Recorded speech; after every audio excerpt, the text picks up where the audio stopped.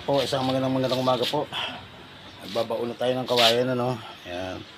Dahil sa malambot ang ating lupa. Kita niyo naman malambot, ayan. Babaon tayo, no. Nag-istaka tayo, pilote. Nalagyan natin siya ng pilote. Pupulisan natin yan. Tapos, yung dulo sa may buko, puputulin, tatalian. Katulad nitong ginawa ko. Ayan, tsaka po natin ibabaon dyan, ano. Tara po. Isa lang tayo. At ayan na nga po ano, ang ating gagawin. Nababaw na tayo ng ating kawayan, no? Ayan po ay tinatawag na istaka. Pilote po kung tawagin din. Tutulisan natin ang kawayan. Ayan, lalagarian muna natin. Pag natapos po natin lagarian yan, lagarian natin patulis. Tsaka naman po natin ipakin para mas tumulis siya. Mas mabilis po na paraan ng paglagari muna bago natin tagain ng itak para po hindi masyado mapersa ang gulok. Ayan, tagain na po natin siya ng ano para ang itak para po matulis siya, mabilis po siyang ibaon, ano. Ayan na po. Nakita niyo na po, medyo matigas pa po ang bakal natin, ano. At dumating na nga po pala ang aking mahal na biyanan at mayroon siyang inutos sa akin na yung pera po yata ay itago. Ayan na po, patuloy po natin ang pagtutulis. At ayan na, putulin na po natin ang ating dulo ng kawayan, ano. Natapos na natin tulisan ng kabila. Ito naman pong dulo ay lalagariin natin para pumantay. At tatalian po natin yan, ano. Ayan, kita nyo. Pag yan po ay natalian na natin, kaya pag tinalian po natin yan, ang ibig sabihin po niya, para pag pinupukpok po natin, hindi po nasisira ang kawayan, no? Hindi po siya sumasabog. Ayan na po, at natalian na natin, ibabaon na natin.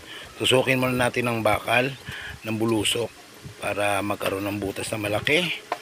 At saka na isunod natin ang kawayan. Ayan na po, na binabaon na po natin, ano? Unti-unti ko na po siyang binabaon. Pag malalim na po ang baon niya, tsaka po natin yan pupukpukin. Ayan, malalim na po.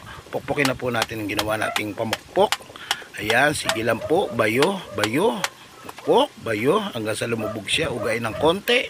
Pukpok pa rin. Ituloy po natin ang pagpupukpok. Ayan na po. Nakita niya na. Pumabaon na. Ayan guys, kain muna tayo. Gutom na ako. Kakain muna kami.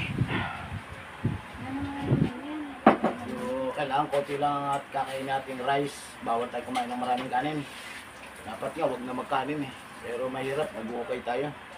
Kunti lang, pwede na yan. At ayan na nga po, ngayon ay oras na ng tanghalian. Medyo nagutom tayo sa ating ginagawa. Ngayon naman po ang gagawin natin ay magkakain na tayo, no?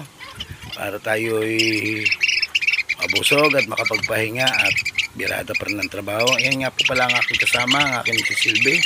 Ang aking asawang mahala, si Marivic Nakpil, na napakaganda. Natakot pumarap sa camera. Ayan na po, sige po, kain lang po. Ayan, ang kinakain ko po ay papadayet, ano. Kulang lang po tayo sa kanin, konti lang pwedeng kainin. Marami lang po ang ulam. Puro ang ulam po natin dapat kainin ay kangkong. Mga gulay, ampalaya, ayan, pechay, basta mga gulay po para po pandayet sa katawan. At pinapawisan ka, lumalabas din yung pawis mo. Yan po, at tingnan nyo ng mga asawa ko. Yan, dalawa lang kami sumabay. Ang anak namin ay wala, ay busy ang aming anak. Puro nasa galaan. Kaya dalawa lang po kami nagsabay kumain. Nakita niyo naman po, oh, ang asawa ko. Napakagandang babae niyan. Yan po ang asawa ko. Tayo ng poste, no? Para may salpak natin doon. Ang paggawa ng poste, nagputol muna tayo ng alambre, no? Ito po yung mga ating panali, no? Simpleng panali lang.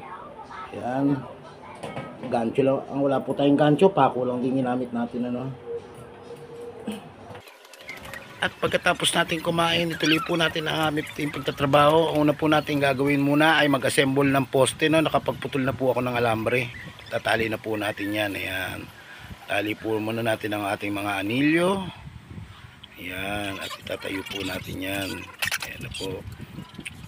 Lalagariin muna natin yung kanto ng bakal na pinagtibagan natin para po yan ay may salpak natin ang ating poste. Yan, baluktutin.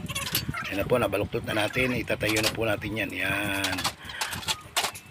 Yan. Sige, tatayo lang po yan.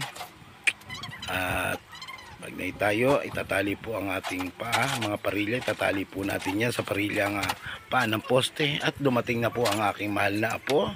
Medyo pahawakin ko lang sa kanya ng konti ang bakal, ano, para hindi bumuhal. Para maitali ko po, ano. Yan, nakakatulong po sa akin yung aking apo na si Hazel. Ayan, nakita nyo na po. Ayan, inutusan ko po ang aking apo. Ayan, pinaabot ko po yung aking panali. Ayan, tali na po natin yan, ano. Ayan, patuloy lang po tayo sa pagtatali. Tali lang, at para yan po ay mabuhusan natin. Pag nabuhusan po natin yan, bibigaan naman po natin yan, ano. Ayan, tali muna po natin yung mga parilya, mga paa sa parilya. Ayan, tapos yung bakal na pinutol natin, itatali rin natin. Ibalik natin at itali. Ayan, nakita nyo na itali ko na, nakatindig na ang poste. Ayan na po. Ayan na po, inabot na tayo ng ulan, ano. Hindi natin natapos yung pagporma ng biga. Yan na po yung harapan, ano. Ayan, tayo lang mag-isa gumagawa niyan.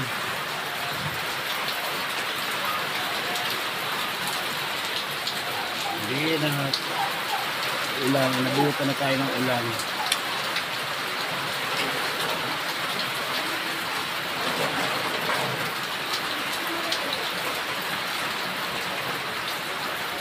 Sana tumila dahil buyang kami rito. Wala kaming takip pagka hindi tumila ang ulan. Kasintahan ko pa to.